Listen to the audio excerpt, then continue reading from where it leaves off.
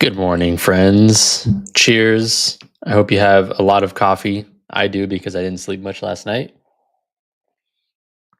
So I'm going to be a little grumpy today. I'm just kidding. All right. Hello, everybody in the chat. We got Big Stack, who is just always here, and it's wonderful to have you as always. We got Jamie, who I think is a double member right now. I think you're a member on YouTube and at the cafe, which is really cool. I feel like you should get like even crazier extra perks. We got Andrew. Quick take bets. How many of his own videos will he react to today? You guys just roast me at every stream. The light is on, you guys. The light's working. Wrong side. Light's working. Okay. I figured out why it wasn't working that time. I fixed it. It was my own fault. And I'm so sorry. Hey, Jesus Talks is here. How you doing?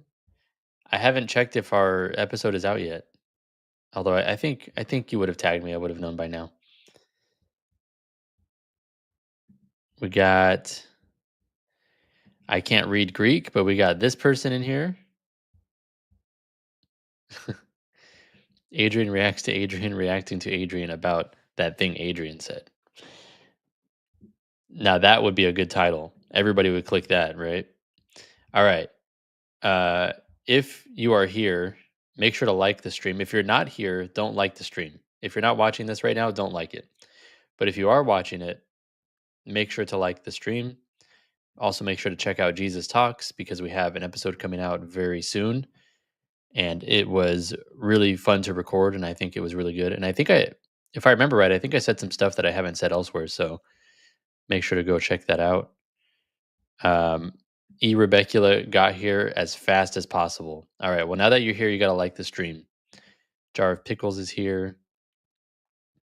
Lorenzo's here. God bless you too, sir. I did not see the thing last night, but I've heard things.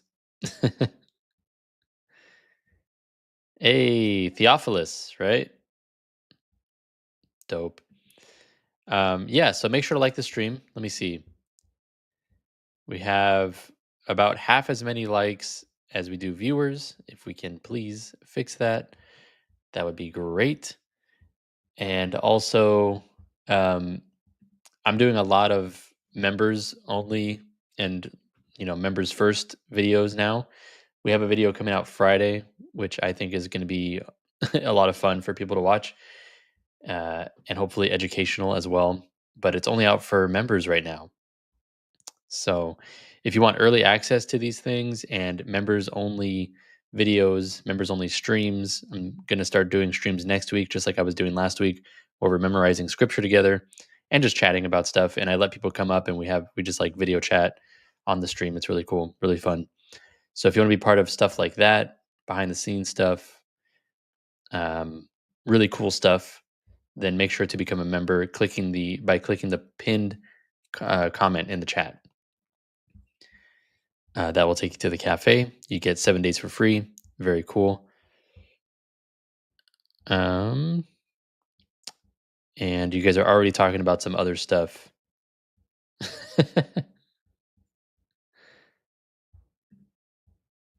Oh, Danny. Yeah, I'm really curious to watch that. I don't know if I'll make a reaction about it. I'm so over this topic. I did a stream yesterday actually with Holy Smokes about whether Muslims and Christians worship the same God, and I feel like we covered it. I feel like it's good. Okay, it's all good. We covered it. We settled it, and we can just stop now because it is quite annoying and repetitive. We got Bob in here. Thank you for being a member. We got Drewski. How's it going? It's going pretty good. How are you? I know the chat. I feel like I'm just here as background noise, and the chat is just talking amongst themselves, and they really don't care that I'm actually here. Like if I were to just come on here and just have a blank screen and not even be doing anything, people would still just be in the chat talking about these things, and it wouldn't matter that if I was here or not. That's what I'm learning. Very humbling, guys. Thank you.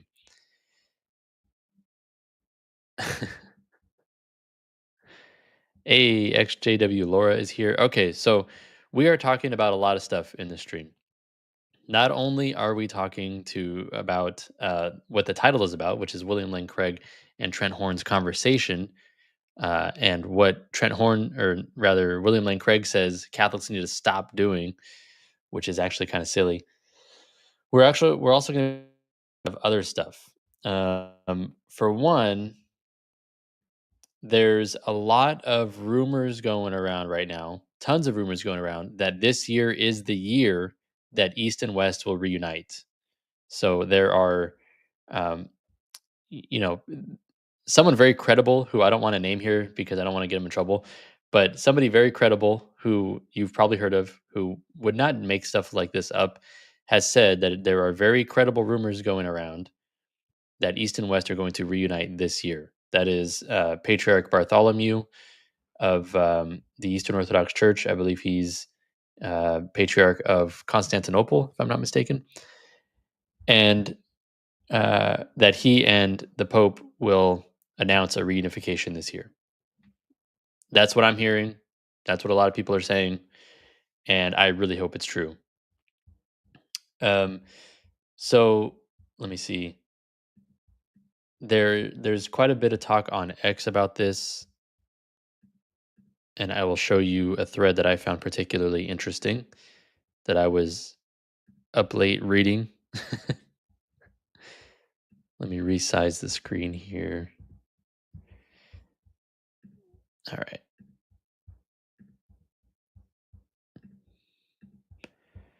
So I don't know who this account is. Philosophy and theology. I like philosophy and theology. Oh, they follow me. Okay, I'll follow you back. All right. So this person says the Eastern Orthodox Church will come back home to Rome at the Second Council of Florence. These two patriarchs agree far more than they disagree. Bartholomew and Pope Leo will bring the East and West together again. I sure hope so. There seems to be a lot of talk. There's been quotes circulating of Patriarch Bartholomew saying that the schism is not insurmountable, or that this can be overcome. I really hope that this is true. This would be the most exciting thing that could possibly happen this year. Uh, and we have some more here in this thread. So he goes on to say, for those who don't know, the East already agreed to reunion twice at the Council of Lyon in 1274 and the Council of Florence, which I believe was that in the 1400s. Unfortunately, the bishops later reneged. Constantinople fell, and the Ottomans ensured that anti-unionist patriarchs would get appointed. And then there's this quote here. It says, at the Council of Lyon, AD 1274, the Greeks were admitted to communion, confessing that the Holy Roman Church holds a supreme and full primacy and headship over the whole Catholic Church, which she truly and humbly acknowledges to have received from the Lord himself in the person of Blessed Peter, the prince or head of the apostles, whose successor is the Roman pontiff with plenitude of power. That's very interesting. 1314 was the Council of Florence. So 14th century is what I was thinking. At the Council of Florence, the Eastern bishops and patriarchs, even anti-unionist Mark of Ephesus, acknowledged that the council would be ecumenical. So here's more quotes. I think we got it. um, so yeah, very exciting stuff. It's unfortunate that the unity was, achieved at one point and then it kind of fell apart quickly. So I'm hoping that this is true.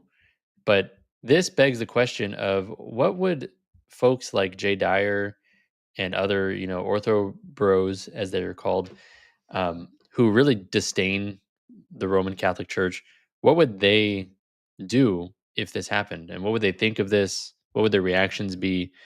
Because, we've had all of this talk about how Christians and Muslims, do they worship the same God? And the Ortho Bros are like, well, the Catholic Church has said that in a council, and that's why the Catholic Church is an apostate church, blah, blah, blah. But then it turns out that Orthodox patriarchates have said the same thing. And imagine if an Orthodox patriarch were to rejoin the Catholic Church, would that, okay, so now that patriarch has to agree with this, even though they already agree with it? And so, like, what would these people do if that were to happen? That's been a big question for me, at least. Um, and we kind of have an answer here. Jay Dyer spoke on this. I don't. This looks like it was part of a space in X. I really don't pay attention to those much, but this is interesting. Well, it's not the same as the Catholic situation because the schism with the papacy wasn't just a schism; it ended up being a difference over doctrine and theology. So at this point, there wouldn't be an explicit difference between doctrine and theology between the EP and the MP unless the EP continues in its pretty hardcore ecumenist type stances, and it has a pretty strong desire, it seems like, to go back to Rome. And I think at that point, if it went in that direction, that would definitely be beyond just schism. It would also be heresy. So for us, those are two. It wouldn't just be schism; it would also be heresy. So Jay Dyer says if the Eastern Orthodox Patriarch of Constantinople, Patriarch Bartholomew, were to reunite with the Roman Catholic Church, that it would be heresy. And I'm guessing Jay Dyer would not join that reunification. I'm guessing he would go to another patriarchate or something. But this post says some people express doubt that the ecumenical patriarchate will take the East back to Rome. Ortho bros like Jay Dyer are concerned he'll do just that. It has a pretty strong desire to go back to Rome. Amusingly, he subconsciously concedes it would be going back to Rome, which is funny because Jay Dyer and other Orthodox Christians, who we love, by the way, I love Orthodoxy. It's beautiful. The traditions there are wonderful, and we have those same traditions in the Catholic Church. They are just in union with the Bishop of Rome, which is how you know you're in the right place. But it's funny because they'll say that the Roman Catholic Church, the Roman Patriarch, was the one that separated from the other ones. So reunification would mean that the Roman Patriarch comes back into communion with the, Eastern Patriarchates. But he just kind of said the opposite. It was like a Freudian slip where he said that the East would be going back to Rome. Now it's just casual conversation, things like that. Like we don't always word things 100% accurately, so maybe he just kind of slipped. But I just thought that was funny, as did others apparently. Also, let's see. I wanted to give a brief response to this redeemed Zoomer post here. So, Pope Respector shared this redeemed Zoomer post. Pope Respector is an awesome, awesome account on X. If you are on X at all, you need to make sure you go and follow Pope Respector. This guy is brilliant. I want to have him on the channel. I got to schedule something out. It's been very busy, but he's been on other people's channel. I think he was on Catholic Christian's channel. This guy is awesome. I love him. I want to give him a big bro hug and just thank him for everything. But anyways, bromance aside, he says about Redeem Zoomer's post here, which we're going to get into. He says, "This is ridiculous Protestant nonsense. Catholicism has one pope and one catechism. You are either in communion with the pope or you are not. Perfect unity. The pope then can decide what is licit disagreement or what is not. Every disagreement represents lack of unity." Okay, so let's see what exactly he is reacting to here. So this is obviously Redeemed Zoomer. It says Eastern Orthodoxy isn't united, in quotes. And I believe the point of this post is to say that Catholicism is not united either. Yeah. I've seen this chart around a lot. So here's, the picture of the Eastern Orthodox Church. It has Greek Orthodoxy, it has Russian Orthodoxy down here. It's got, all kinds of Antiochian Orthodoxy, all kinds of different Orthodox churches that are not all united to each other and things like that. Um, and they're trying to say that this is the same for the Catholic Church, but that is just not true. So the text here says, while no denomination is perfectly united, including Orthodoxy, they aren't significantly more divided than any other major Christian communion, including Catholics. Catholics may have a bit more organizational unity, but Orthodox have more liturgical and theological unity. That is not true at all. There are some theological disputes, such as ecumenism, and whether to rebaptize converts, but it's nothing beyond the internal disagreements all churches have. No, that is so not true. So this is the chart that he posts here. Western Church, Latin Patriarchate of Jerusalem, Ordinariates, and they're all under the Catholic Church. I mean, yeah, these are just people that are in communion with the Bishop of Rome. But there is major theological unity. If you can't agree on who needs to be baptized, you got a big problem because now you don't know who's saved or not. Orthodox and Catholics agree, and many Protestants agree, that baptism is necessary for salvation. So if you can't even agree on who is saved, who needs to be baptized, and whose baptism is already valid, then that's a huge problem. That's a huge problem, and that would not happen um, in the Catholic Church. Clinton says that's major. Baptism is a sacrament, and divorce. Yeah, divorce is something that the Orthodox churches cannot agree on.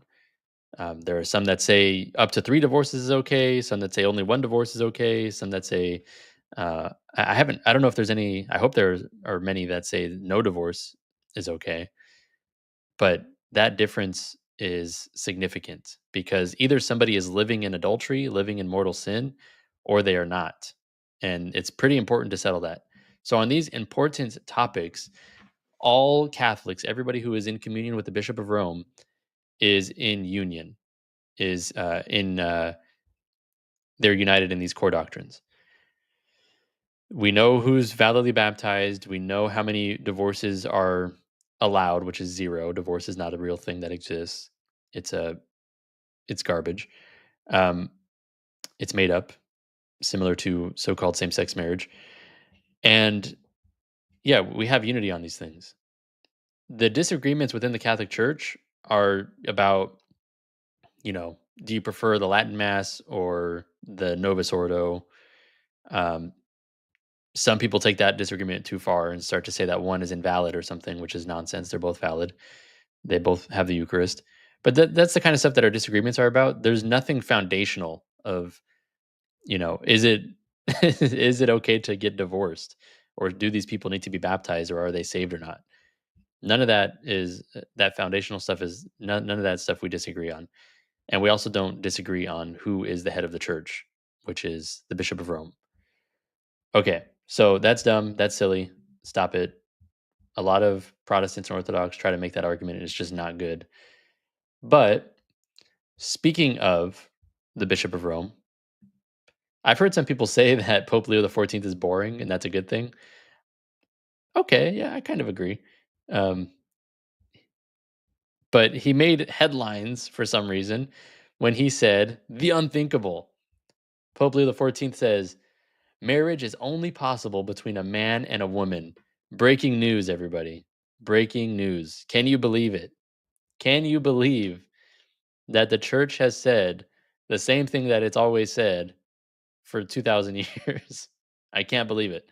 This is crazy. This is so crazy. Catholic Answers shared this and said, for nearly all of human history, this statement was so obvious that no one needed to argue for it. Only in the past couple of generations has it come under attack. And then it has a thread here of how to defend it. I recommend checking it out. But yeah, it's like, how is this breaking news? We've known this. The Catholic Church has known this for a long time. Redeem Zoomer says this shouldn't be breaking news. Perfectly normal thing for a pope to say, says Catholic Answers. Excellent reporting. Water is wet. Yeah. So yeah, this is for some reason people are shocked by this. I guess I don't know. Is anybody? I don't see how that's breaking news. Wait, I thought this pope was supposed to be on the side of extreme liberals. It's not the end of the church. I guess not, man. Yeah, I guess not. Yeah. Okay.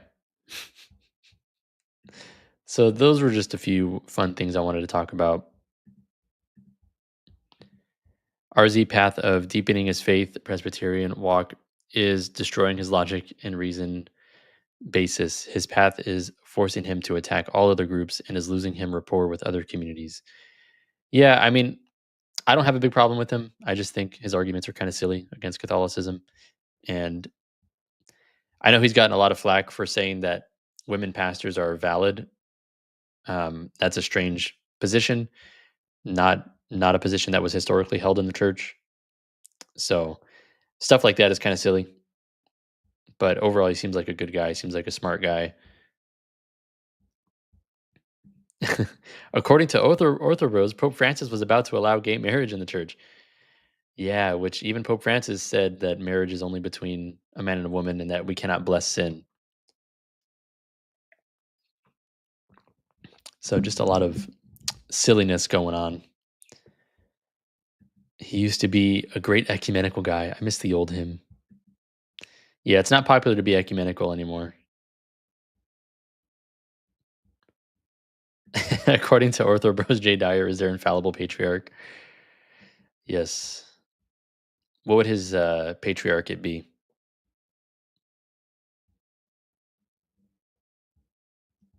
Women can be ordained the day men can get pregnant. Are you allowed to say that on YouTube? I think the feds are about to knock down my door.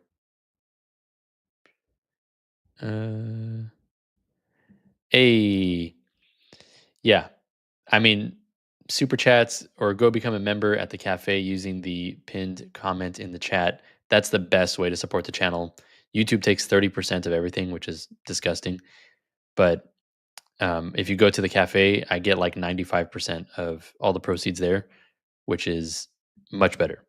But any way that you guys support financially through prayers, anything, um, then I appreciate it.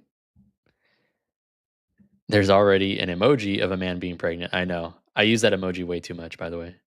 I just think it's hilarious. Patriarch of Stump Jump, Kentucky.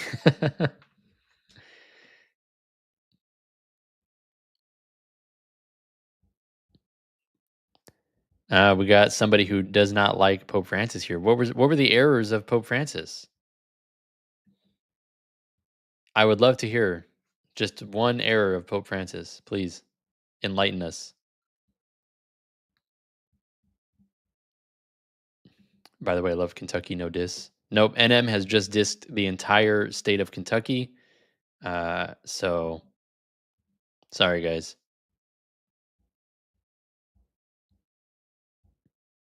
I use the pregnant man emoji when my husband suggests we go get tacos.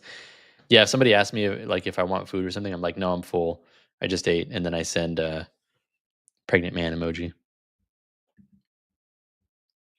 Pope Francis was right about everything. That is true. That is true.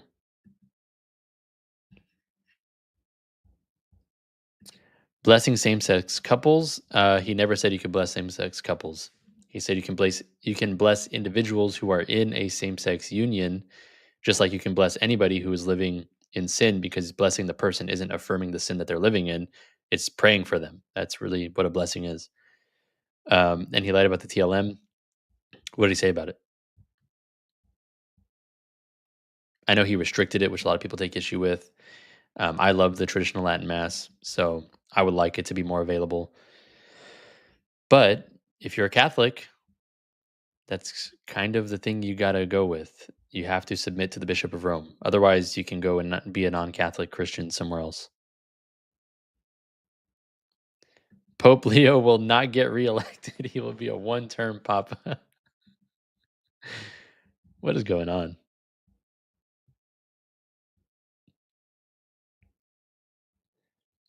Just more confusion.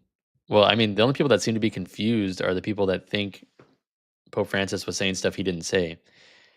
The people who just understand what he was saying, which is that you can bless people even if they are living in sin, because a blessing is not an affirmation of everything they do. It's a prayer for that person. And he said explicitly that you cannot bless the union because we cannot bless sin. So I don't see how that's very confusing, to be honest. But okay.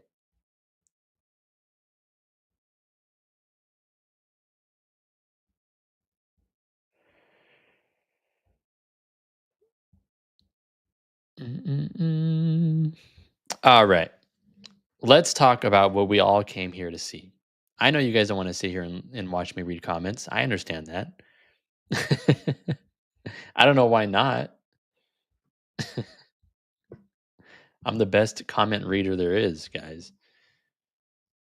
Okay. So this morning, just a couple of hours ago, Trent Horn posted a video of him talking to William Lane Craig. And I thought it was pretty good. But there was a part where they started talking about Catholicism versus Protestantism, and that's where things got very interesting. Odd Chaldean says, I want to watch you memorize scripture again. Yeah, members are going to see that because we are going to memorize um, the entire Sermon on the Mount. We will memorize it with members, the entire Sermon on the Mount. So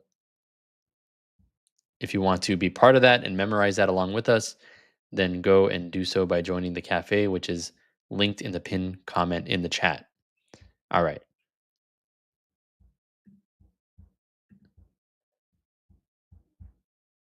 So um, they had this nice conversation, Trent Horn and William Lane Craig, just about William Lane Craig's impact on Trent Horn. William Lane Craig has had a huge impact on me, and he's impacted probably all of the Christian world. He's one of the most influential philosophers and theologians uh, in modern history. There's no doubt about that. Huge respect for the guy. I've learned a ton from him, and I think many people can say the same. So they had a great conversation about that.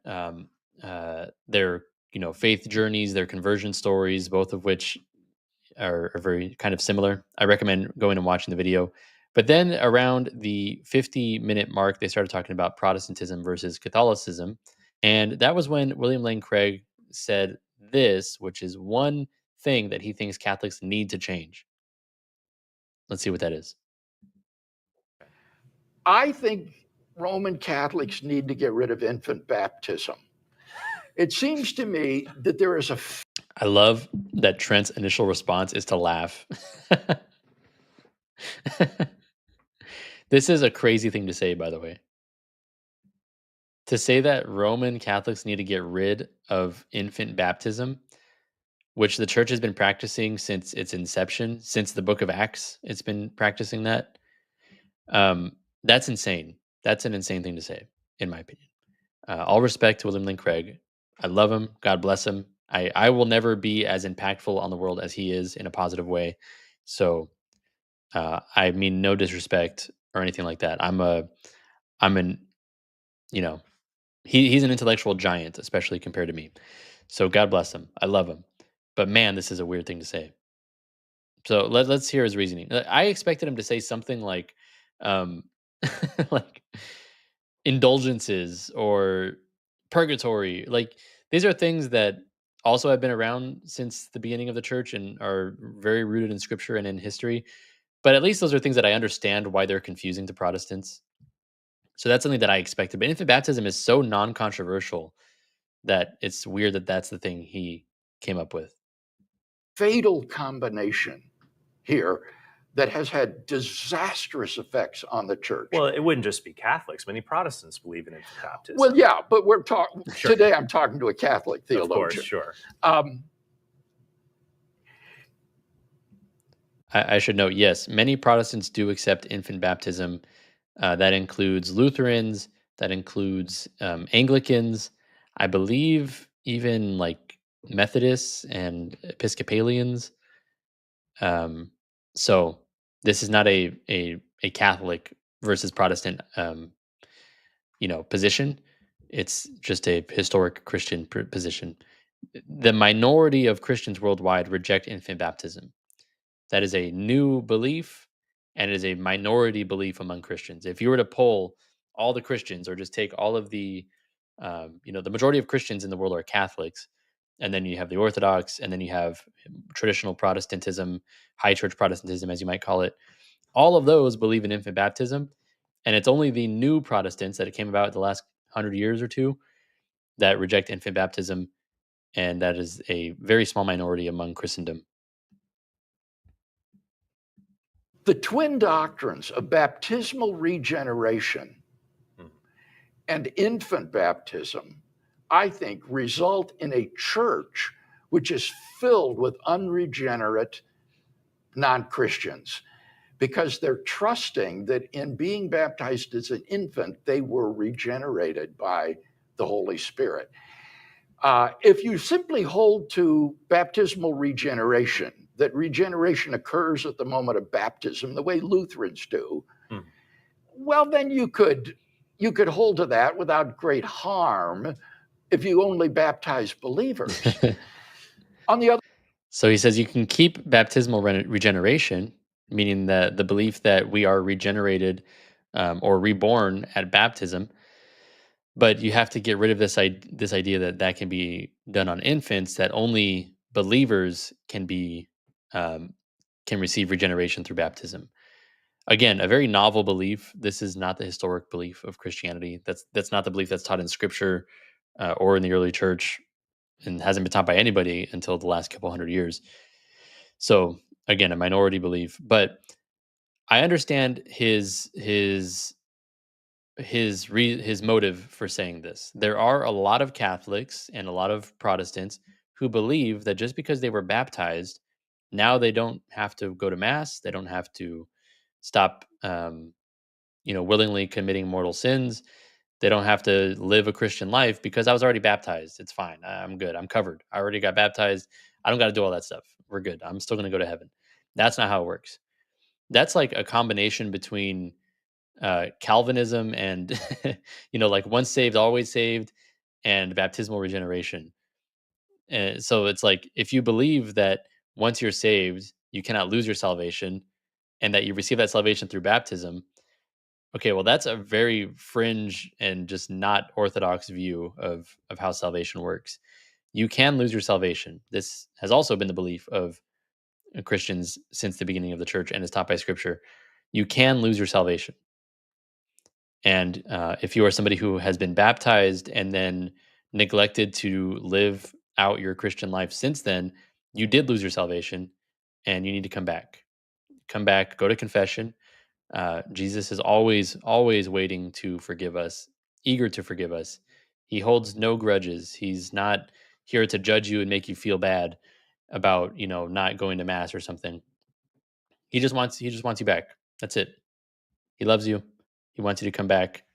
Um, but yeah, as RoboSquid here says with a wonderful username, by the way, this is a result of poor catechesis. So it's not the practice of infant baptism that needs to change. It is improved catechesis that we need.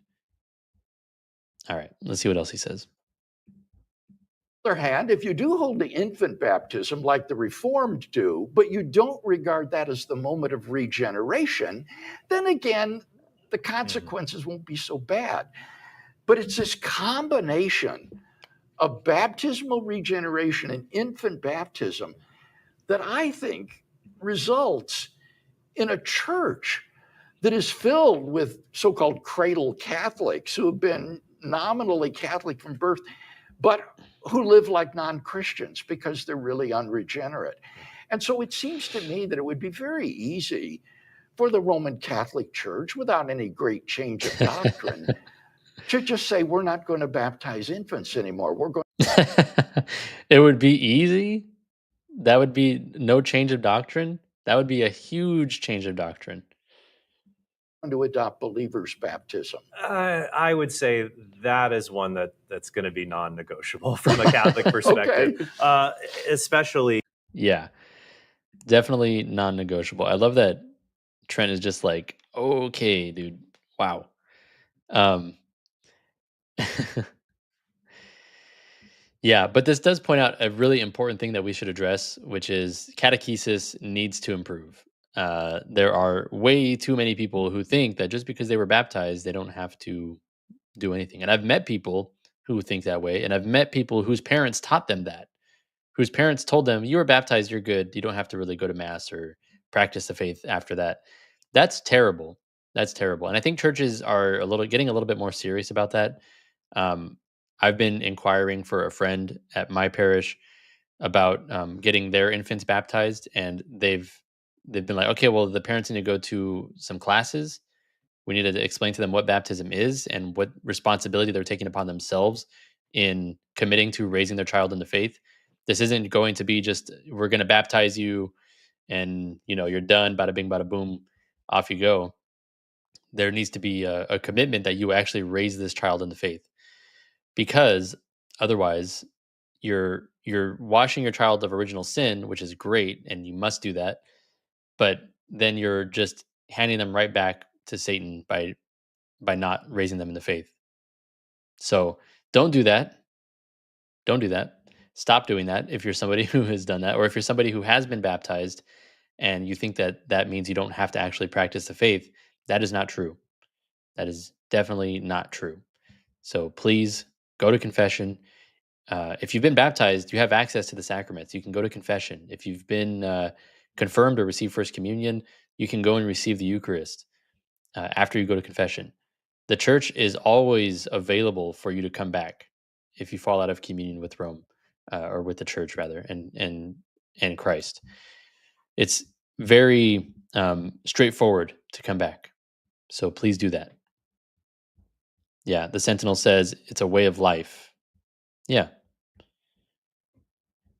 Catholicism is not just Christianity in general is not just a set of beliefs that you accept in your head and maybe you get baptized and that kind of takes care of everything. That means you're on the team. No, it's a way of life. It's not Jesus doesn't want just your your your parents' commitment when you're an infant and they baptize you. He doesn't just want a set of the correct beliefs to be in your head. He wants your entire life. And if you are not willing to give that to Jesus, then you're not living the life. You're not on the team. I love William Lane Craig. As someone raised atheist, he really helped me understand difficult questions when I first read the Bible. But man, this is such a terrible idea. I'm sad. It is a very bad idea. Yeah. He's a brilliant guy. That's the thing. I love William Lane Craig. He's great. And I wouldn't ever tell anybody to not watch his stuff or to not read his books because they are immensely helpful. Again, he's probably the most consequential philosopher and theologian of our time. He's a brilliant person. He's great.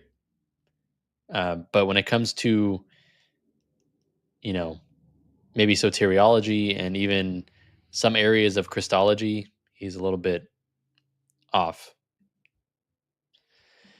Eucharistic Miracles says the thing about catechesis is that it's not ultimately the catechist's job to teach kids; it's the parents' job, and that needs to get better. Period. Yeah, but sometimes the parents are also not very well equipped because they were raised by parents who weren't very well equipped and relied on the church to handle everything for them or their Catholic school to handle everything for them. That's not how this works. So I think the parents need to take it upon themselves to learn about theology a little bit. You don't have to become a professional apologist or something, but just understand the basics of what the church teaches. That's the most important thing. And then also the basics of why we believe what we believe. Where are these things in the scriptures? Why do we believe that Christianity is true versus other religions? Just having a basic grasp of that stuff and being willing to, even learn alongside your children when they have these questions is immense. Every single ex-Catholic that I know who was raised Catholic and now has no interest in it because their parents didn't explain it to them very well and they were forced to do a bunch of stuff that they didn't understand, and it was this burden that was placed on them and it made no sense to them. So explain things to them, Don't place undue burdens on your children and make the faith seem like a chore. Uh, Walk alongside them. Now, here I am, somebody who's not even a parent, trying to give parenting advice. So, what do I know? But man, this stuff is so frustrating because it could have been so many people could have still been in the faith if and it's not all the parents' fault too. I mean, there are many factors working against you, especially nowadays. But man, how many people um, would still be Catholics and sharing the faith with others, even if they didn't have such a poor experience with Catholicism as a child. Okay. To be frank, the church makes life very difficult for converts who were previously married before they found the church. Well, yeah, but that's because the church teaching on marriage is true, and we shouldn't compromise that to get more converts. Because what would we really be gaining? A bunch of people calling themselves Catholics who aren't um, living in accordance with the truth. Well, we already have too many of those, to be frank. Um, all right.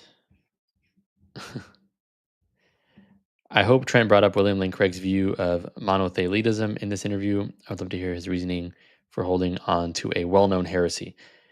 Yeah, that's something that Joe Heschmeyer has talked about before in a lot of detail. And Joe Heschmeyer's video on that is really good. But they do touch on that in this video. So make sure to go and watch Trent Horn's video with William Lane Craig. It's really good. I only just showed you 2 minutes of it, literally 2 minutes exactly, of an hour and 4 minute conversation. So go and check that out.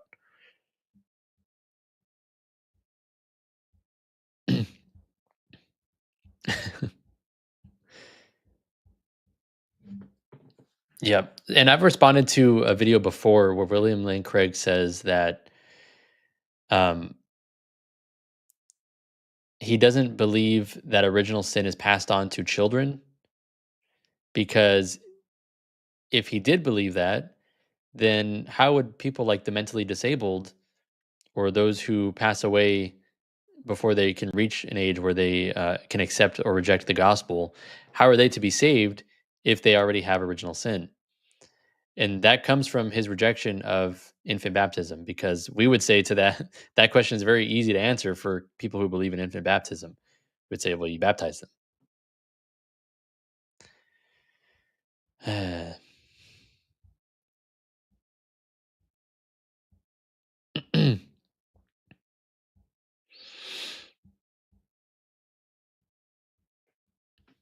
Clinton says, God bless you all. God bless you too, sir. Deuterocomical is here. I'm late, but I'm curious if Mr. Craig thinks infants can be saved, and if so, how? Ooh, that would be a good question to ask. Yeah, I don't know.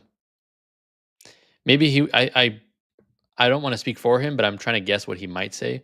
I think he might say that if an infant passes away before they reach the age where they can accept or reject the gospel, God knows that if they were to be presented with the gospel, what they would say, because God knows everything and he knows every possible situation, every possible outcome.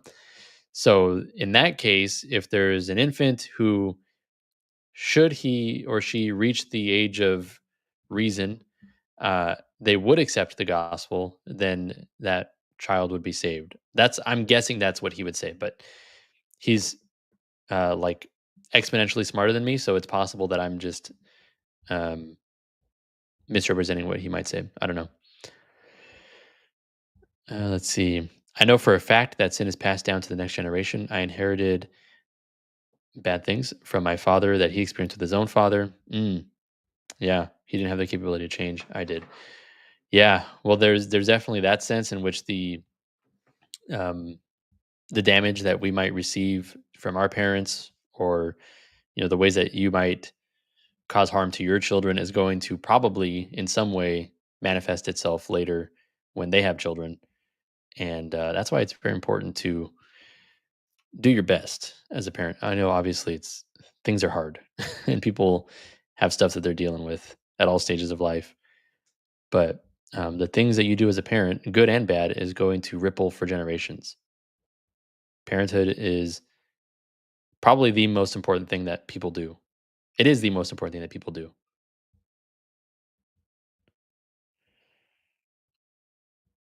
All right. So Deuterocomical says, so humans are not actually fallen, and we are owed heaven by default under this view. I'm sure that he would reject that characterization of what he might say, of what I said he might say. But I don't know, man. I've maybe he's spoken on this before, and I just don't know. Hey, I'm exploring Catholicism. I'm reading the Catechism before I join. God bless you. Well, before you join, if you join RCIA, I don't know if you joined RCIA already, but if you have joined RCIA, then you will go through the Catechism with the Catholic Church at which you are attending. So do join that. And if you join RCIA, it doesn't mean you have to commit to getting confirmed or anything like that. So just join RCIA if you haven't already. And do check out Catholic.com. They have a great search engine. I don't know how they did that. It's amazing.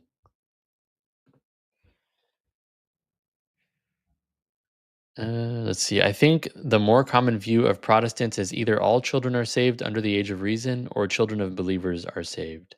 Hmm. Interesting. Interesting.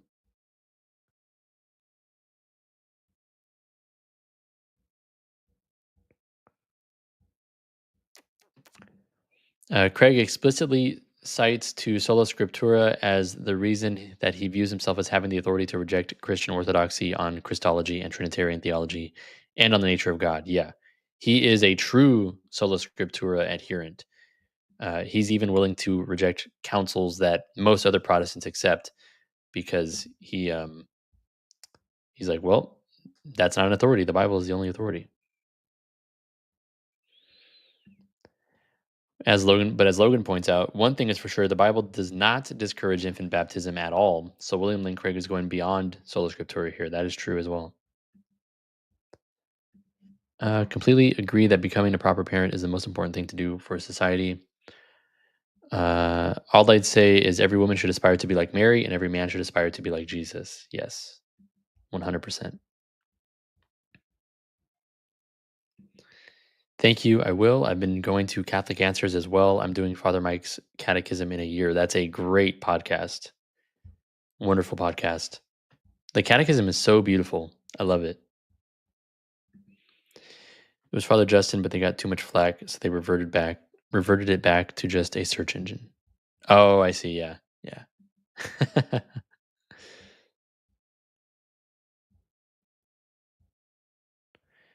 Does anyone ever point out to the Sola Scriptura crowd that the age of reason is not in the Bible? Yes, I've pointed that out. I did a whole live stream.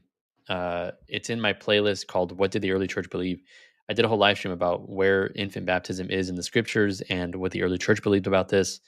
This was not something that was even debated in the early church. The early church was just they just by default accepted infant baptism because the Bible says that infant baptism is the new circumcision, and circumcision being the way that you enter into the old covenant with God. It started with Abraham. Um, that was done on babies. So if back then babies didn't have to be quote unquote like believers before they enter into this covenant, then why would that change to now? No early Christians thought that baptism was to be done only on people who can verbally profess their faith.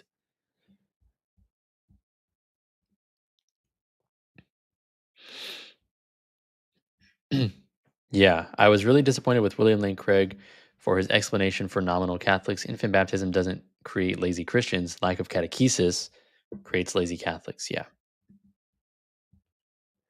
All right, Jamie. God bless.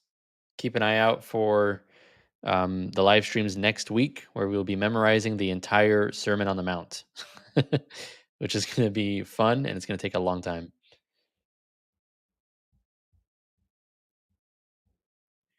Do you have any suggestions on Catholic prayer books? I don't have any Catholic prayer. I guess the Magnificat is good, but I don't really follow a Catholic prayer book. You just pray the Rosary, and there are certain like prayers that you can memorize for different parts of the day or something like that. Pray before meals, obviously. But I'm sure there's some good ones out there. Probably at Catholic Answers. Former Protestant, I've ran into many nominal Christians with within that side of traditions, his point of reason is moot. Yeah. Yeah, there are many Christians, Catholic, Protestant, Orthodox, who claim to be Christians and yet do not attend church, do not practice the faith in any, observable way, and in fact contradict the faith by their actions many times. But they claim, well, I'm a Christian because I believe in Jesus. I have the right beliefs. So therefore, I'm a Christian and I'm good, even if I live in contradiction to those beliefs, which James chapter 2 says makes you no better than the demons. And then there are some who say, I'm baptized. So since I'm baptized, I'm good, which is also self-destructive foolishness. So don't fall into either of those camps. But it's not an exclusive problem among Protestants or Catholics or Orthodox. It's a universal problem in Christendom. Let's see. It's funny. I looked up stories of people who left the Catholic Church just to make sure I was getting both sides, and pretty much all the stories were about wanting to get divorced. Yes, I've heard some of those. It's unfortunate. Sips has some great playlists on his channel. Hey, thank you, man. I try. I try.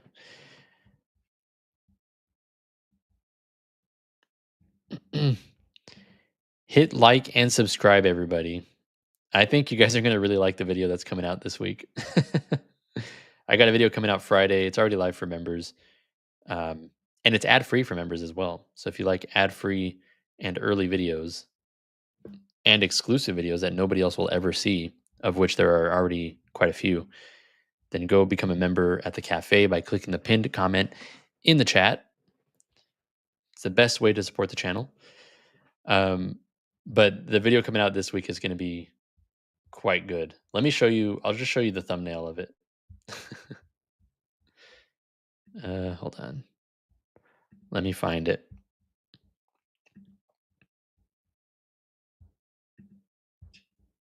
So the title is one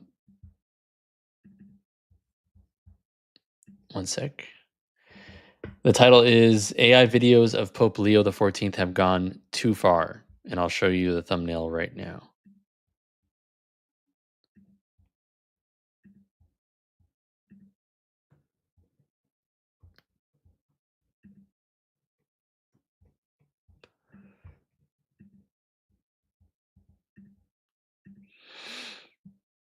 There's the thumbnail. So there's all these AI videos going around of Pope Leo XIV, of him giving a speech or whatever. And it's just really strange. Some of the things that are said are really strange. And then there's well, you just have to go and watch the video. It's coming out Friday for everybody. It's live now for members. So check that out. Bro cooked with a thumbnail. I was really proud of this thumbnail. Right? That's pretty good. I thought it was good.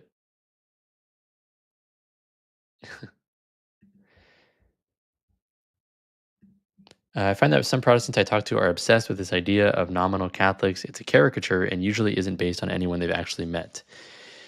Yeah. Yeah. It's yeah, it happens. And then if you press them and say, well, does that exist in Protestantism too? And it's a yeah, okay, so this isn't a Catholic versus I don't really care to argue about the character of Catholics or the character of Protestants or the character of Orthodox Christians. I care, are the claims that they're making true? It obviously matters that you're showing the fruit of the Spirit, and Jesus did say you will know them by their fruits. But all the Catholics I've met have been awesome. But even if they weren't, I would still be a Catholic because I would say, oh, this stuff is true. And the people who are not living out, who are not showing fruits of the Spirit, so to speak, they're just not being good Catholics. If you were a good Catholic, if you adhered more to the teachings of Catholicism, the teachings of the Church and the Scriptures, then you would be a great person, a great Catholic. But just because some people don't follow those things doesn't mean that the people who do follow those things are wrong. So it's a really shallow way of arguing, I think.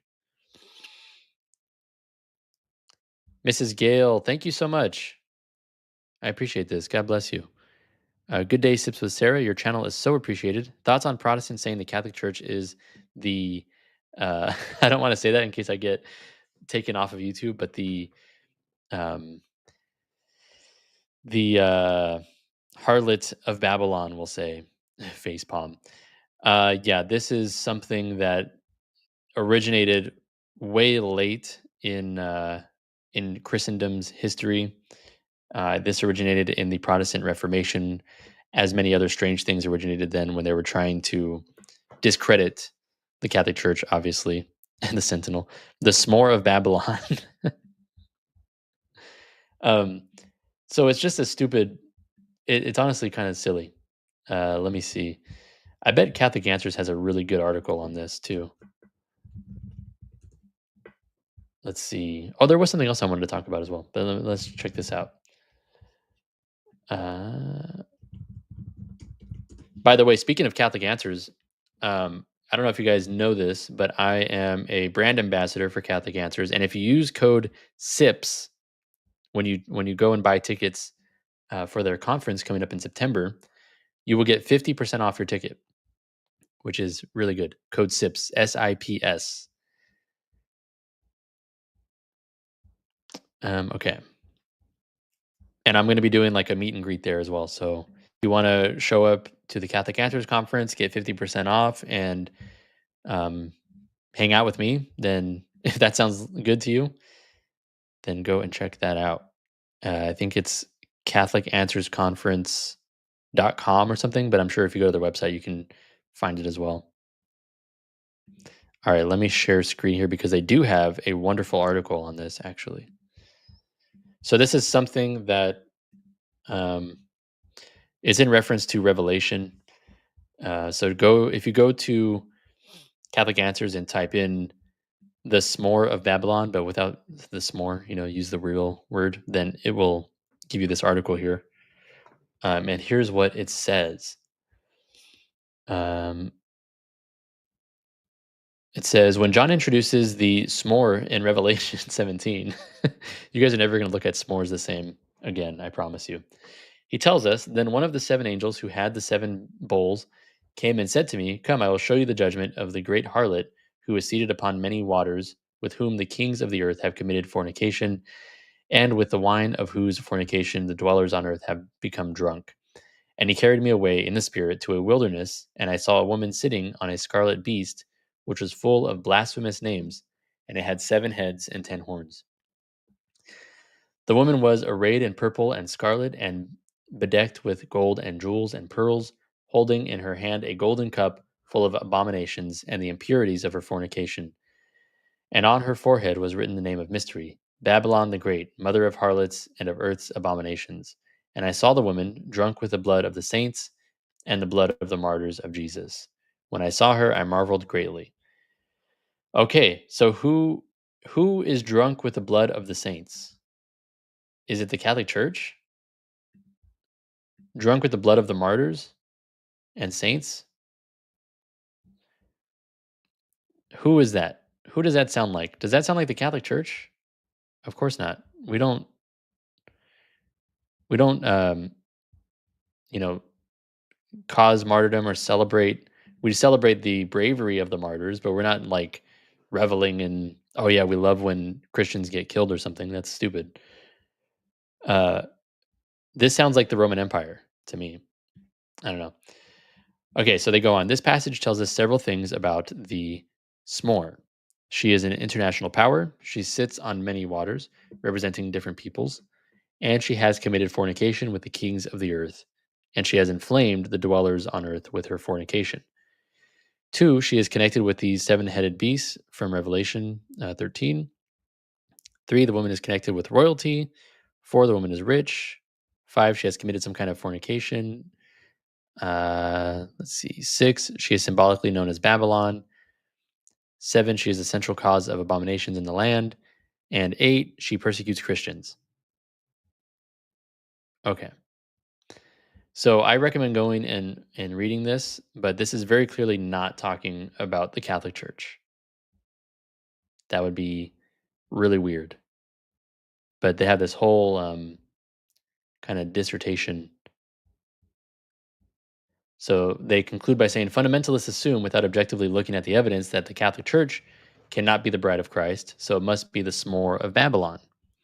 So why is the bride maligned as the s'more? I can't not laugh when I say s'more. Jesus himself answered this question. If they have called the master of the house Beelzebul, how much more will they malign those of his household? If the world hates you, know that it has hated me before it hated you. If you were of the world would love its own. But because you are not of the world hates you. Remember the word I said to you: a servant is not greater than his master. If they persecuted me, they will persecute you. And yes, the most hated body of Christians on earth, even though it is the largest, is the Catholics. So I hope maybe that was a too long of an answer to your question, but um, it's just a silly topic. Big Stack says, "Glad I was not taught this." Yeah, I wasn't taught that either, even as a Protestant, but I've heard it many times. I may need to super chat this one. I don't know what you're talking about. Sounds like those who were caused for Nero's circus and those who persecute the mystical body of Christ. Yeah. It's all that chocolate. Yes, in the s'mores. World hates Christians and then Christians hate Catholics. I am from now on using s'more as a replacement for the other word. Nice.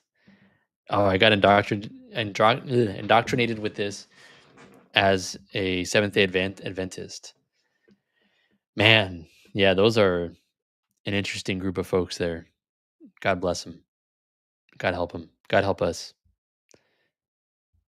But is the chocolate Hershey's or Ghirardelli? Ooh, that does make a difference. That does make a difference. Yeah, I would go Ghirardelli, but H- please create a s'more of Babylon AI image, like right now on the stream. Okay. I mean, you super chatted, so I have to do it now. That's just how it works. I'm working on it.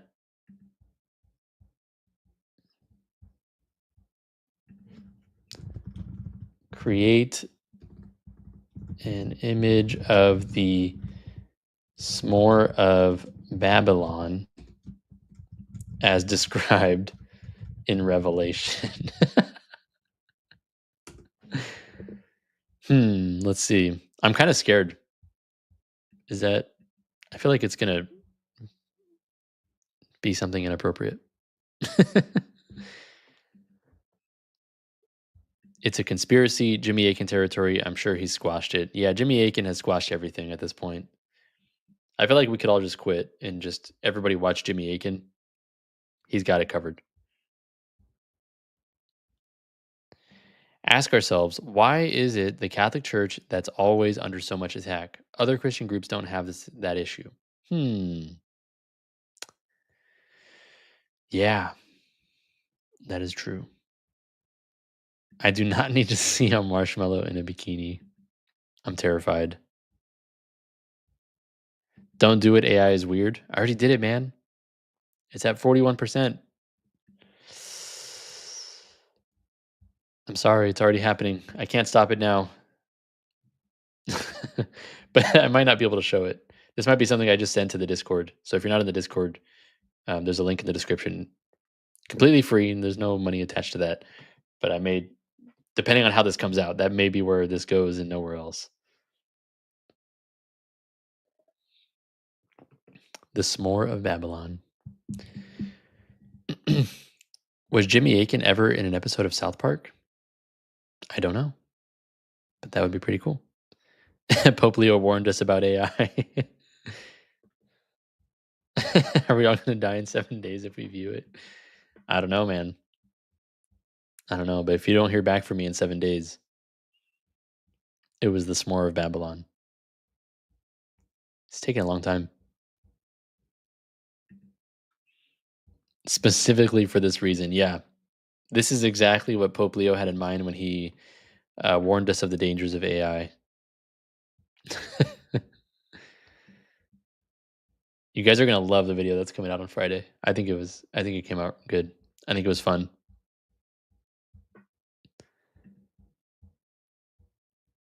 Um, in other news, while we wait for this, I wanted to talk about one other thing. It seems like it's gonna take a while. So strange, the things we talk about here. But you guys heard about this guy that has like super high IQ or whatever, allegedly. Um, he went viral because he said, as the person with the highest IQ in the world, I um I'm declaring that Christianity is true, so therefore you have to believe it or whatever. And it went viral. It was a funny meme, but this guy has gone on to just say a bunch of other ridiculous things in and using his supposed high IQ, which he hasn't substantiated, by the way, as evidence that these things are certainly true. So one of the most recent examples of this is that a couple days ago he posted something on X, which now has 3.3 million views, and he claims to know when Jesus is coming back, which is always a good sign that somebody has lost it. So let's see what he says about that. I actually have not watched this video yet, so I'm hoping that it's not something crazy. Well, it is a little bit crazy. I am the world's highest IQ record holder, Young-Hoon Kim. I say this not just with human logic, but with divine revelation. Bro, we're 13 seconds into the video and you're claiming divine revelation. You're claiming you've been revealed something by God. I'm already over this video. I already don't want to watch it. Okay. Jesus Christ will return in our generation. This is a truth revealed to me by God the Father and the Holy Spirit. I have received grace not only through faith, but through the gift of the world's highest IQ score and record. My intelligence is not for me. Bruh. What is going on? This is so silly. Stop this. Stop it. It's ridiculous.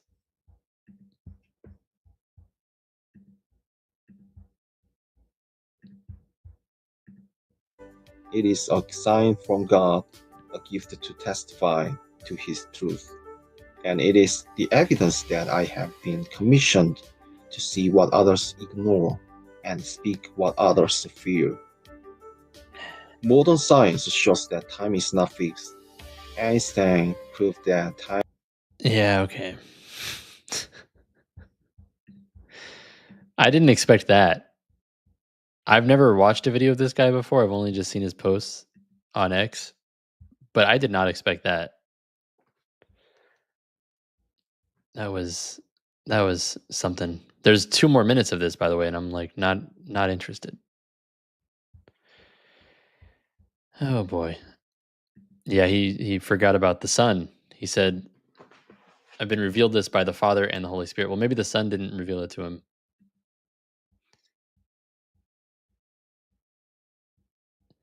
This makes me really question this guy's IQ now. I need to see proof. Come on.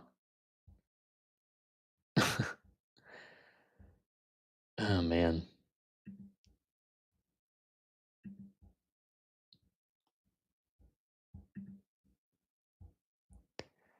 Yeah, he's like claiming that he was gifted his high IQ to be a vehicle through which God speaks or something.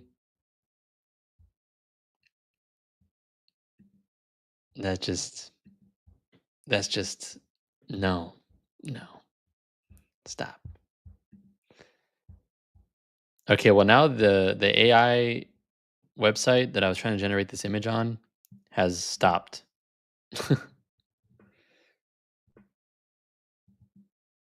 like it's frozen.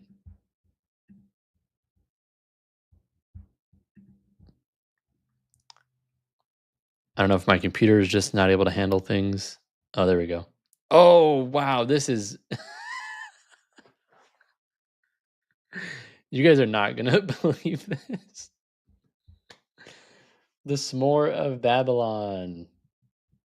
This is great. Wow. I'm really glad we did this. I'm really glad we did this. You guys are gonna see this right now. Everybody like the stream if you want to see this picture. I'm just kidding. But do like the stream. Oh boy.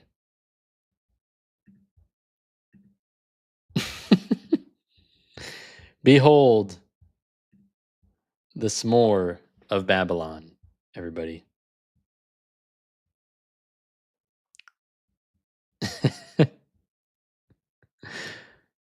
What is going on? How did it come to this? That came out really good. I didn't know what to expect, but that's pretty good. There's another one here too. This one is not as good, I don't think. Like what is going on here? I think this one's much better. It makes more sense.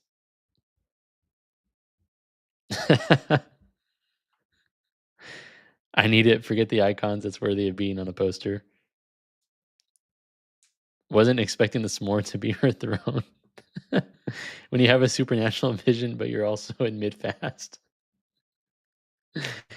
The S'more of Babylon, guys.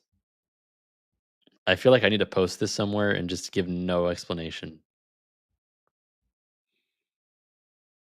The S'more of Babylon. You guys, if you go to the Catholic Answers conference this year, use code SIPS for 50% off. If you meet me in person and you say S'more of Babylon, then I'll know that you were here.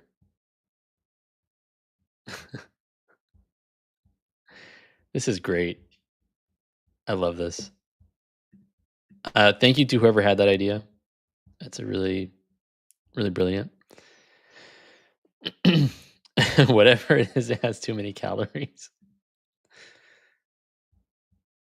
Your book cover? Let's go. That would make a great shirt, actually. Oh, you're so right, actually. What are the legal implications if you take a picture from AI and put it on a shirt? I guess we'd have to alter it. It was NM. It's all your fault. All right. I think I opened Pandora's box. I am taking full credit for this.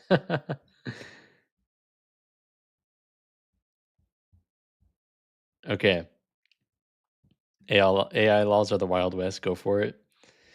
Okay.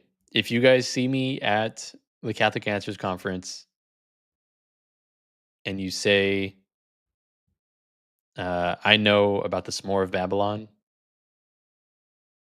I'll know you're legit. You were here. So, yeah. Code SIPS for 50% off. I'm not getting paid by that, by the way. It's just, it's going to be fun. And I hope to see a lot of people there who I know. Ruslan's next t-shirt design. Big Stack will be there. Let's go.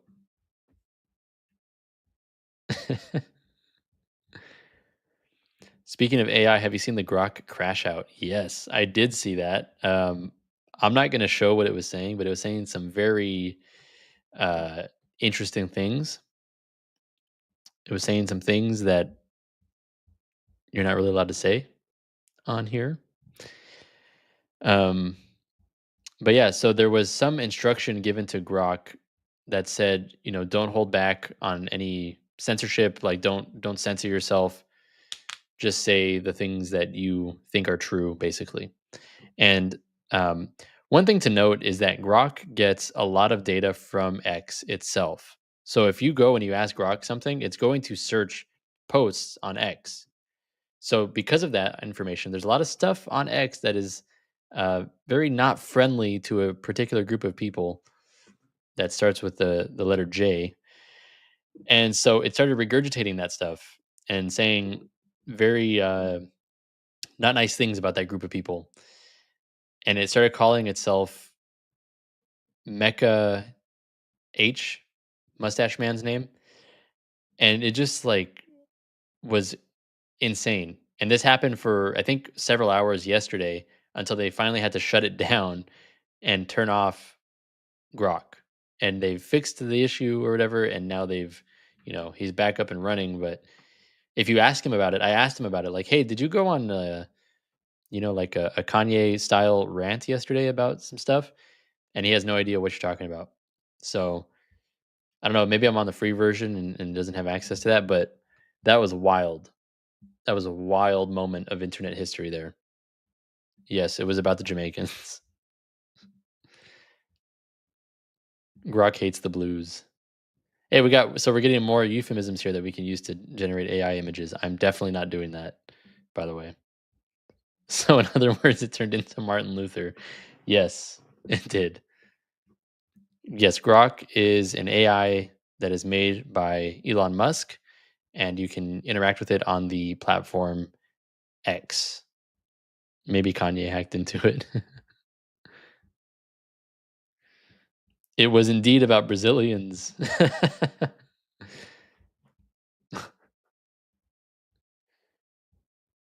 That's funny. Yeah, so that was interesting. That was crazy. Also, some stuff that was breaking news. Um, let's see. Sorry. Yesterday, we learned that we will not be receiving any details about the Epstein files or any Epstein list. I guess the DOJ did some kind of investigation and came to the conclusion that there is no such thing as the Epstein list. So we will not be hearing about that. Many people were obviously upset about this because we've been hearing for years about this Epstein list, and it's a very anticlimactic conclusion. A lot of people think that there's some kind of a cover up going on. Some people are saying that that is not true. A lot of debate back and forth online about this. I think most people think that there is a cover up going on, particularly Elon Musk, who's just like dropping names that he says are on the Epstein list, but he doesn't provide any evidence, which is kind of a reckless thing to do. That's kind of insane. So he posted this, for example, which is a meme that says more squirrels and raccoons have been arrested than anyone on Epstein's client list. And Elon says they arrested Peanut. I don't know. Oh, I remember that. It was a squirrel, right? Yeah. But I've not even tried to file charges against anyone on the Epstein client list. Government is deeply broken. So this is crazy. And Trump was asked about the Epstein list, and he gave a response that many people are disappointed about. He's like, "Why are we still talking about this? This is, old news, whatever, blah blah blah. Forget about this." And many people are taking that as like kind of suspicious. Kind of suspicious. Let's see. This is the Babylon Bee. They never really disappoint, but they say this is their headline. There was no Epstein client list, says Epstein's clients. Yeah. Strange. Very strange times. I want to find that video of Trump answering the question about this. Let me see.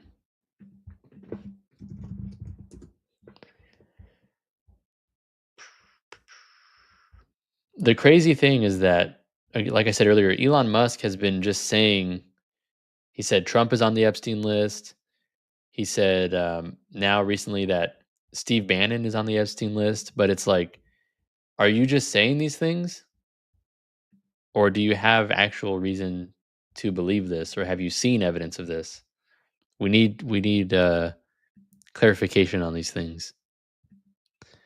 So here's the video I'm talking about. Oh, actually, I need to share audio as well. Can I just say that this stream has been much more professional than most of my streams? I think I deserve some credit. All right, so here's what Trump said when whoever this lady is was asked about something related to Epstein. He did work for an intelligence agency. So could you resolve whether or not he did? And also, could you say why there was a minute missing from the jailhouse tape on the night of the staff? Yeah, sure. If Hey, I Pam, could, could I just interrupt for Sure. 1 second? Are you still talking about Jeffrey Epstein? This guy's been talked about for years. You're asking, we have Texas, we have this, we have all of the things. And are people still talking about this guy, this creep? That is unbelievable. Do you want to waste the time and do you feel like answering? I don't mind answering. I mean, I can't believe you're asking a question on Epstein at a time like this where we're having some of the greatest success and also tragedy with what happened in Texas. It just seems like a desecration, but you go ahead. I mean, so this is just a weird response because, of course, people are asking about this. This is a very important question. This isn't just like, oh, well, you know, he's gone, he passed away. Maybe we know how, maybe we don't, but it's not really that important.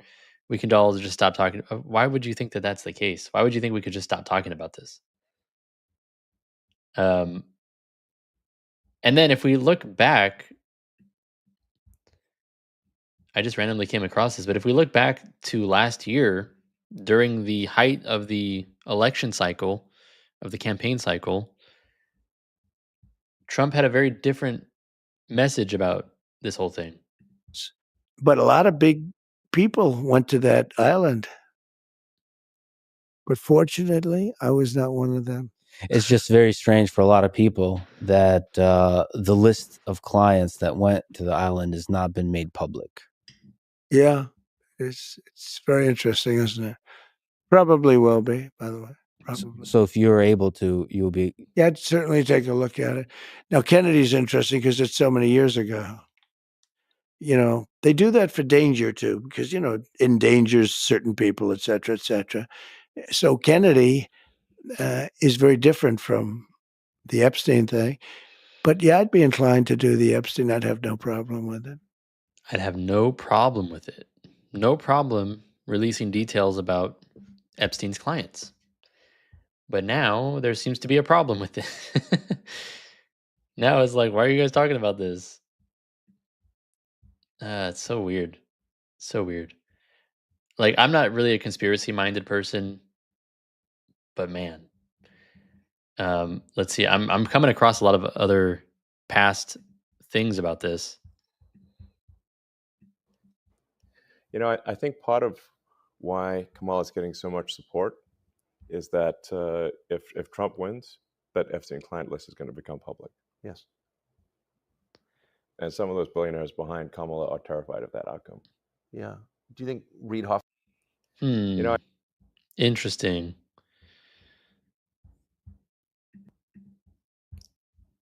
I'm just so confused. I'm so confused. And I'm like the last person to be into conspiracy stuff. That stuff is just very uninteresting to me.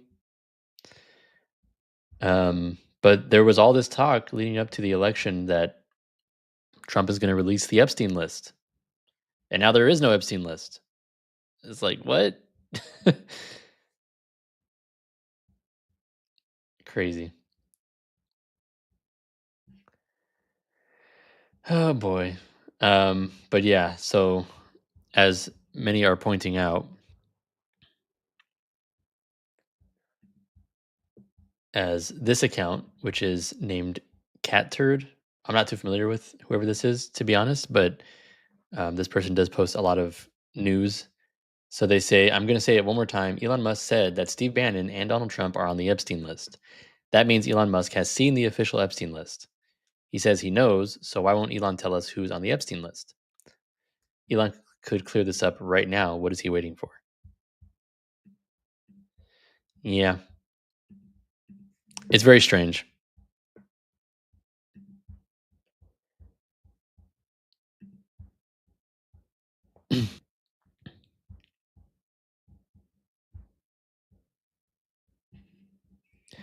Conspiracy stuff is needed because it challenges our preconceived notions of how things really work, but you can become so paranoid from it, you lose yourself.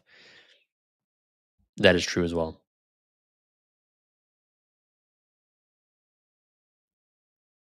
Mm, yeah. The Epstein list did not unalive itself. I heard the S'more of Babylon is on the list. Yeah, we have breaking news, everybody. We know at least one person who was on the list. The S'more of Babylon. This has got to be a shirt. I'm committing to making this. We do have some stuff that we're going to announce soon related to things. uh, so this is definitely going to have to be something that we do. Let me send this to Mr. Lepanto forthwith.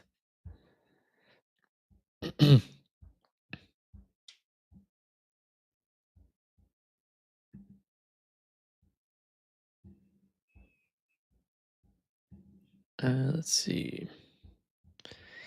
I can't help but think that the Epstein list is similar to the One Ring, able to gain leverage against the people that are implicated.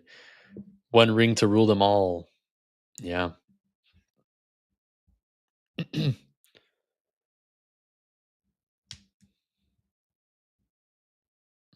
I love stuff related to things. Yeah, well, that's great because we're about to announce some stuff that are definitely related to things.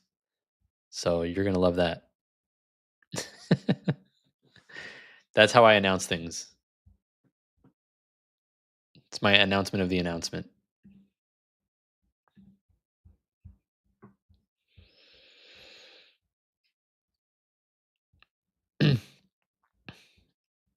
All right. Members already know what I'm going to announce. So if members are watching this, they're like, yeah, I already know that. But if you, if you would like to become a member, you can do that by clicking the pinned comment in the chat. I'm sending this picture now to Mr. Lepanto to see what he thinks of that as a shirt idea. He's going to be like, what are you talking about, dude? BRB coffee time. It's always coffee time.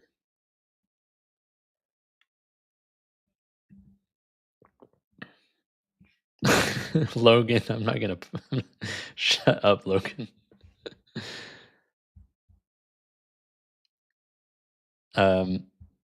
Yeah, so my goal is to have memberships go up, obviously. Let me see. Right now we have almost 20 members at the cafe. We have like a bunch of members on YouTube. My goal is to ideally everybody who's a member on YouTube migrate over if you can to the cafe, which is pinned in the description. You will get 7 days for free. And you get more perks over there as well. So I've been sending out some like things that I've been writing that no one else will ever read. I just send them to people who are members over there as an email. I don't email a lot because I know that that's annoying, but stuff like that, maybe once a month or so, I'll send out an email. And then you get early access to videos. So my goal is that by the end of this month, we will increase significantly our membership at the cafe, which will help this become a sustainable thing. Right now, I'm just constantly losing money, if I'm being frank. And so this is not very sustainable. But if in the near future we can get memberships up, then this will become sustainable, something I can continue to do. As of right now, the way things are going, I might have to like stop doing this at some point. So glad I'm not an atheist anymore. I don't know how I'd feel with being constantly let down by humans. I know, right? V, what up? God bless you. Thanks for being here. So all that is to say, I am ramping up everything that we offer to members. We're doing members only live streams very frequently where members can come up and video chat with me and whoever I have on as a guest. We're doing next week, I'll probably be doing daily live streams where we're going to be memorizing scripture. We'll be memorizing the entire Sermon on the Mount, which is probably going to take a few months. So you want to make sure you don't fall behind on that if you're going to join us for that. Also, there are quite a few members only videos here that I'm looking at. There's one where we went behind the scenes in Catholic Answers from when I was on there a couple weeks ago. There's one where we went to a Byzantine liturgy. We have one coming out soon with Religious Hippie, where there will be a members only segment of that video. So this is the best way to support the channel. So if you want to support what we're doing here and make sure that this thing can keep trucking along, that I don't have to eventually shut things down because it's not providing, then do go support over there. And I hugely appreciate it. If Adrian quits YouTube, how will I avoid my responsibilities for several hours each week? Exactly. You don't want that. Hey, Juan, the Juan and only. Man, I have your number, right? We have to do something. We have to do something. But we got to do something in person. I don't want to do a over video or something. We got to do something in studio. The studio is almost done here. So donation to YouTube. I hear Adrian gets a small percentage too. Thank you, sir. Yes, I do get a small percentage. Thank you to the YouTube overlords for sharing. How come we don't put hashtags on your videos? From what I've heard, it doesn't really help. What are some ways you casually bring up talking about the faith with secular friends? I'm thinking of questions or convo starters that could lead people to faith. Here's what you do, my friend. You don't. At least not in a annoying way. You don't want to go up to your friends and they're like, "How you doing?" and be like, "Oh man, I'm good. God has just been blessing me, and I'm so grateful to Jesus Christ for his sacrifice on the cross. And we definitely know that he resurrected because of this evidence that you might not be aware of. And here's how we know that there is a God, which is just so great." Like that. Don't do that. Here's what you do. Learn about the faith, which I'm sure you've already done and are doing constantly. Know why we believe what we believe. Know what the church teaches on various things. And then, now that you have all that knowledge, even before you have all that knowledge, even along the way, when you're out with your friends, you're probably going out to eat a lot. So you don't have to say anything, but real quick, before you eat, just do a quick sign of the cross. Bless the Lord in these thy gifts which we're about to receive from thy bounty through Christ our Lord. Amen. Okay. And then your friends are going to be like, what was that about? And just little things like that will bring up conversations and questions. If your friends ask you, what are you doing this weekend? Be like, I'm going to go to mass, or what are you doing later today? I'm going to go to confession. Stuff like that, where you're not interjecting your faith in order to start a conversation, but you're also not hiding things about your faith to avoid conversation about it. But also you have the knowledge there available so that when they do ask questions, if they do ask questions, you're able to answer. That, I think, is the best approach. If you go and treat everybody as if they're a project, that's very annoying. People don't like that. You wouldn't like that. So just be a good friend, and your faith should only interject when it's natural or it makes sense, not when it, don't like interject it in places where it's unnatural or clumsy. Yes, YouTube does take 30% of super chats. They take 30% of everything.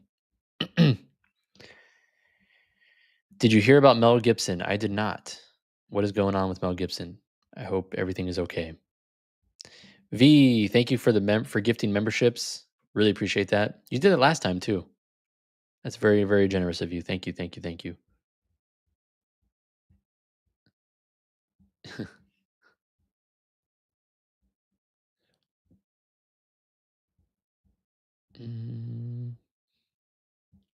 Jimmy, no free memberships for me? I'm sorry, Jimmy. If you go to the cafe, you get a free membership for 7 days using the link that is pinned in the comments in the chat. Best way to evangelize is to live the faith to the fullest, reflect Christ. Easier said than done. Yeah. Ain't that the truth?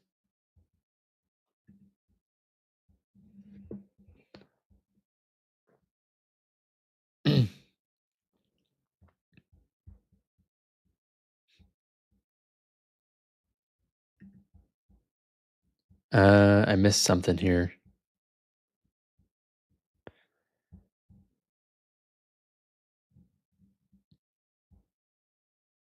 He's considering converting to Orthodoxy? Hmm. Is there a way to gift cafe memberships? No, there's not. I could think of a way that I could figure something out like that. But the thing is, it would probably just continue to charge you every month, which you probably wouldn't like.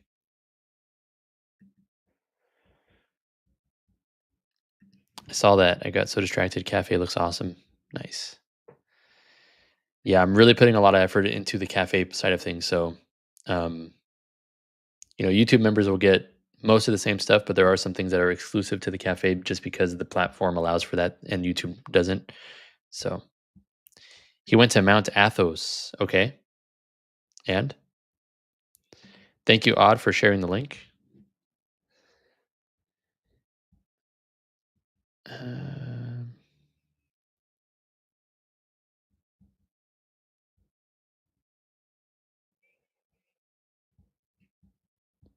Yeah, Orthodoxy makes a ton more sense than Sedevacantism. If you're a Sedevacantist who believe you're a Catholic, you call yourself a Catholic, but you believe the Catholic Church has fallen, then why would you be a Catholic? Like, that doesn't make sense at all. But obviously, it's not good. We got to heal the schism. Yeah, I mean, maybe if he's under the patriarchate of Bartholomew, then he will return to the Catholic Church very soon if the rumors are true.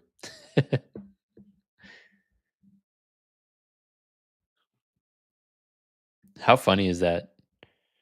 If there really is reunification between Rome and the Patriarchate of Constantinople, that's going to be really interesting for the people who left Rome for that, or who went to Eastern Orthodoxy instead of going to Catholicism, and now congratulations, you're all Catholics now.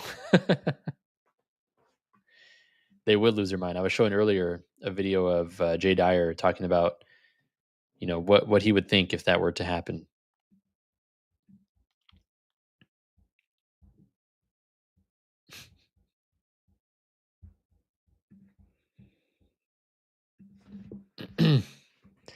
Gibson L. Very true.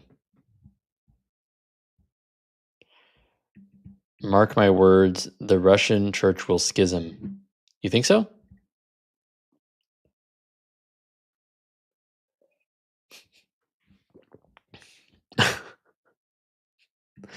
Why do you say the Russian church will schism?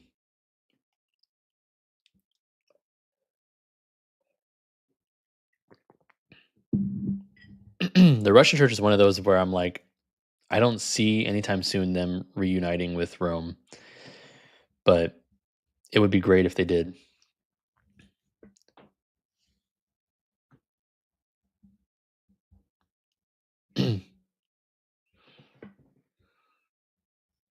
Michelle, thank you so much for the super chat. I'm subscribed. How do I join? Thank you. There's a comment that is pinned in the chat, and it contains the link to the cafe. So I can drop it again here as well. Let me see. But I really appreciate the super chat.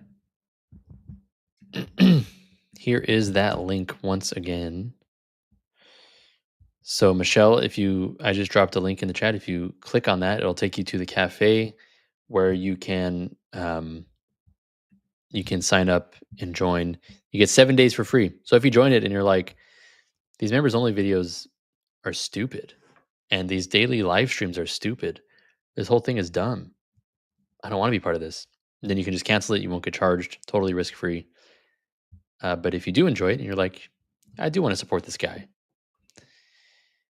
then there you go. And they in Constantinople are already on thin ice. Eesh. Yeah.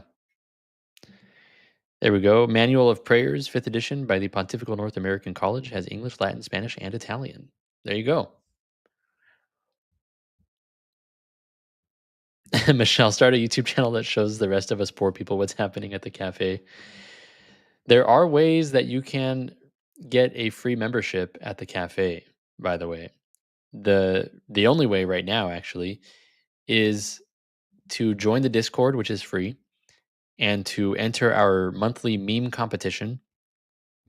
If you win, at least if you make the meme that I think is the best, you will get a free month of the cafe.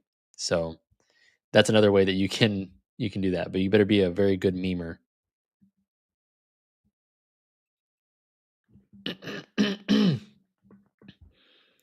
Yeah, the Discord's a lot of fun.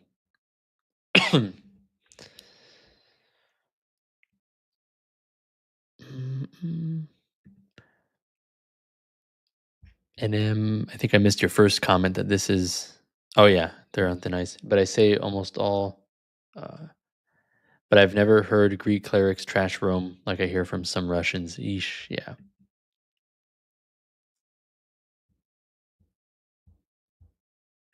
Can I join it? I just want the tag. Of course you can join it. Everybody can join it. It's for everybody.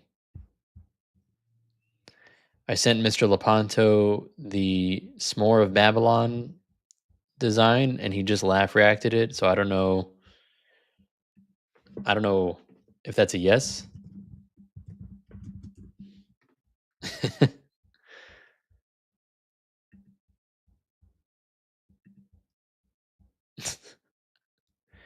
I'm really hoping we can get these S'more of Babylon shirts.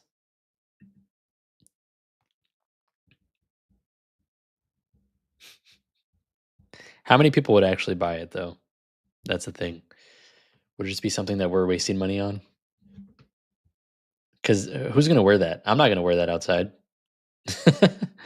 I might wear it on a stream as a joke. Is anyone going to actually wear this? S'more of Babylon? Playing chess while listening to SWS in the background. Life is good. Logan would wear it. Okay, well, you're brave. I might wear it to the grocery store or something. People would be like, what is that? Or maybe if I go climbing, I'll wear it out climbing. Andrew would not feel comfortable wearing it. Understandable. I'll wear it to the Catholic Answers Conference.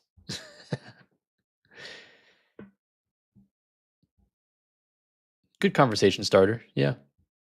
Hey, what's up with your shirt, man? All right, so this weird guy on YouTube was doing a stream, and then he had AI generate a picture using the prompt "S'more of Babylon," and then that's what it produced. Camping would be good. Yeah, that's true. Do not wear it to church, please.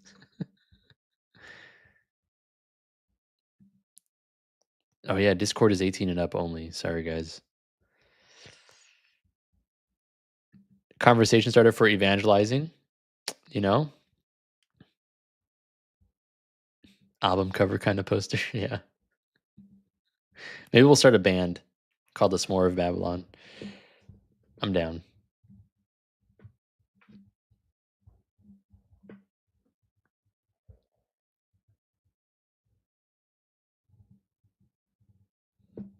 Who wants to be part of my band, S'more of Babylon? And what kind of music are we playing?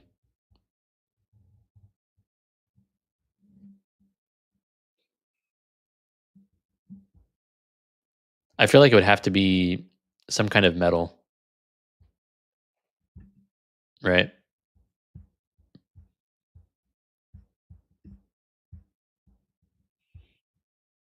Has to be some form of metal. Heavy metal, yeah. I'm down. I'm really bad at instruments, though, and I can't do metal vocals. So I will be useless in this band. Catholic metalcore. I can write the songs potentially.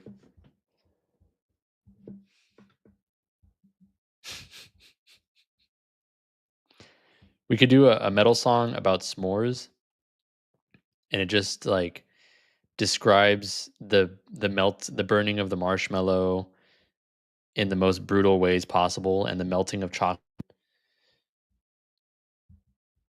I think that'd be cool.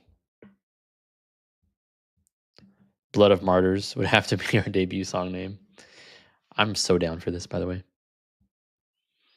Yeah, if you guys, random topic that we're on now, I don't know how we got here, but if you guys are interested in metal music that is not cringe and satanic, then I highly recommend checking out Hell's Enemy.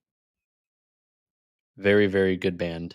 It's actually just one guy, but he is super talented.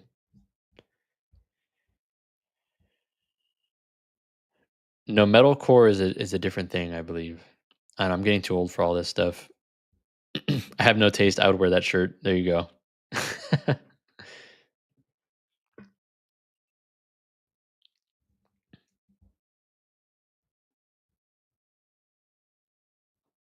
Commission Heliocentric to write you a song. Oh, he would be really good too. Oh man. Sips with s'mores. Yeah, Heliocentric. And he's cool where I think he would do something like that too. He's a super nice guy. So maybe. Hey man, I need you to make a song under the moniker S'more of Babylon. Please. Mr. Lepanto responded to me. He said, "Wait, are you for real? Are we for real about this, guys? Please make the JPG available."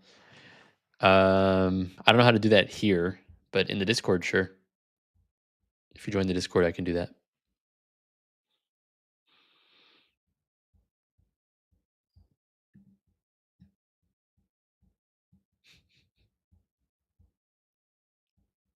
How do you feel about 21 Pilots? Don't talk to me about 21 Pilots, okay? Every time I talk about 21 Pilots, I get in trouble because I do not like 21 Pilots. That is all I will say. I'm sure they're great. Many people love them. That's awesome. Good for them. Not my cup of tea. Make it a sticker. That's true. If you make a coffee mug or tumbler, I will absolutely buy it. Interesting that you say that. Anyways, it's like, it's interesting that you say that because it's like you're a member on YouTube, and it would be really cool. Like, imagine if members got a discount or something on any merch that we made. That'd be really cool. Imagine. Wow. Interesting.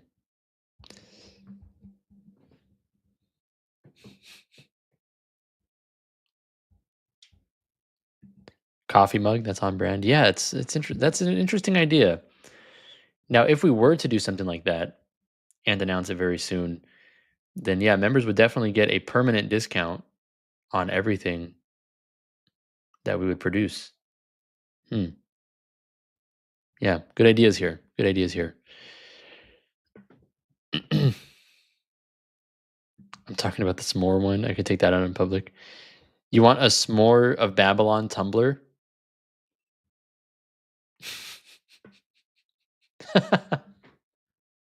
That's hilarious. It sounds groovy, baby. NM knows what's up. Shipping will kill me, but we'll see. Yeah, maybe there would be like maybe we could figure out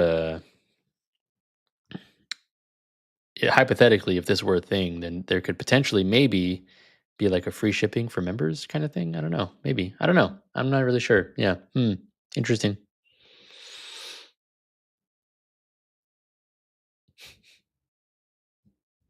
A thermos would be awesome. That would be awesome.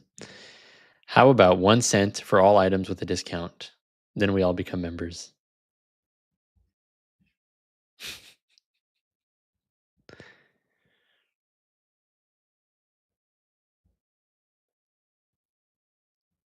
A mouse pad? I had never thought of that.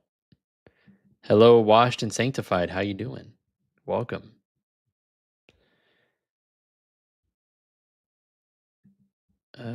Make available for UK residents and EU. Drop the prices for overseas to counter the shipping.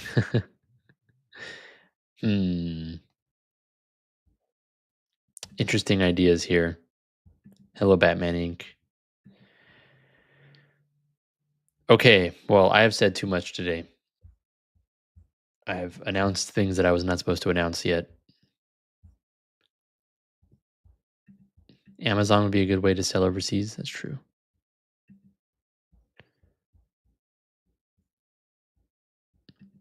If you can make merch about the avocado, which is the innest of in jokes, you can make s'mores merch. That is true as well. Interesting. Okay. Thank you, everybody, for watching this stream. If you've enjoyed it, make sure to subscribe to the channel if you haven't already. And also make sure to consider becoming a member by clicking the pinned link in the chat. That is the best way to support the channel.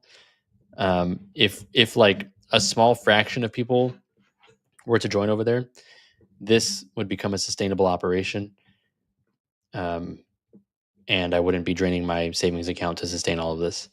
So if possible, do support over there, please. You get 7 days for free. You get a bunch of exciting extra perks that you cannot get anywhere else. And I think it's worth it. Many people who are there say it's worth it. So do check that out. If you can afford to support, appreciated. If not, then your prayers are appreciated as well. And I will see you guys probably maybe tomorrow. And until then, cheers and God bless.